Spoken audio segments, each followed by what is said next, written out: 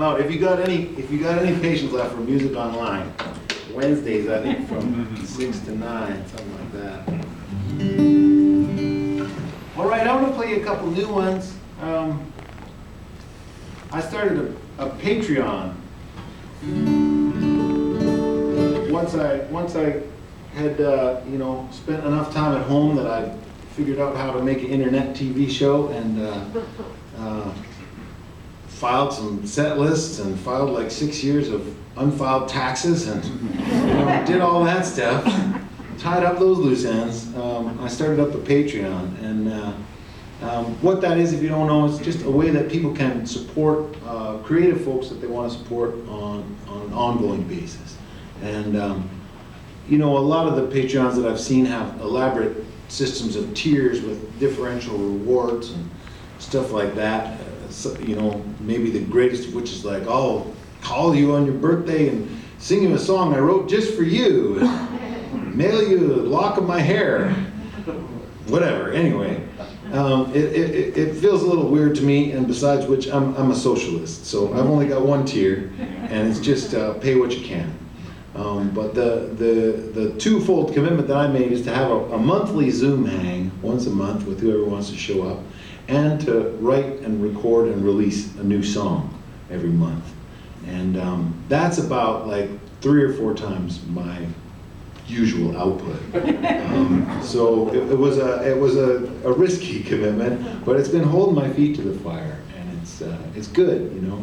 I'm pretty certain that I'm not going to be on my deathbed regretting that I didn't spend more time on my online marketing and social media.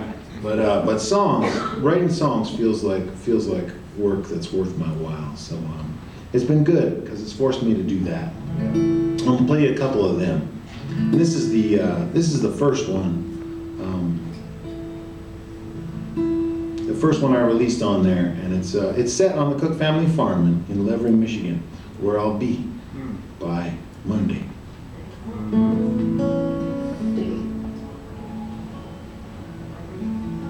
My daddy's dog was an emboldened retriever. If you horsed around, he'd chase you, grab the hat right off your head. Granddad said he was a genius, and he'd make you a believer. One time he said, "Pal, go get my slippers," and Pal did just what he said. And when he was old and blind and moaning, and the vet said there's no use, Granddad sat and watched him sleeping, thinking about what he had to do. Pal was yipping and running down in his dreams so deep. That old pup was chasing bunnies in his sleep. There is a river shining in the sun, sleeping in the tall grass, laughing as it runs, and we'll all be delivered. I can't say what that means, but there is a river, there's a river in dreams. My grandma was steadfast, faithful all her life, prayed she'd be a good girl, kneeling by her bed. Became a one-room schoolhouse teacher, a mother and a wife. But when all her work was over, she began to lose the thread. Dreaming in the care home, not hearing the TV, her fingers tracing careful lines across a page we couldn't see, like it was the words of her shepherd who laid his life down for his sheep. She was reading her devotions in her sleep. There is a river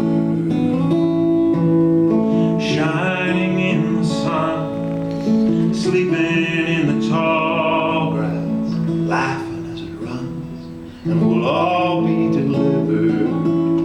I can't say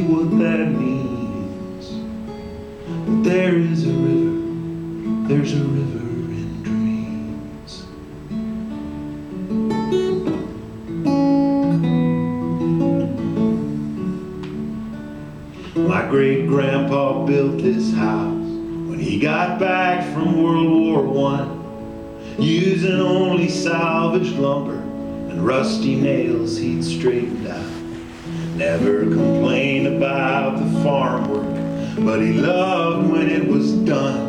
In those days, every creek in the pastures was swimming with trout. And like he insisted on driving, even when he was going blind, 'cause he had every twist and turn of those back roads in his mind. In dreams his hands relived the habits that the old man couldn't keep, moving just like he was tying flies in his sleep. There is a river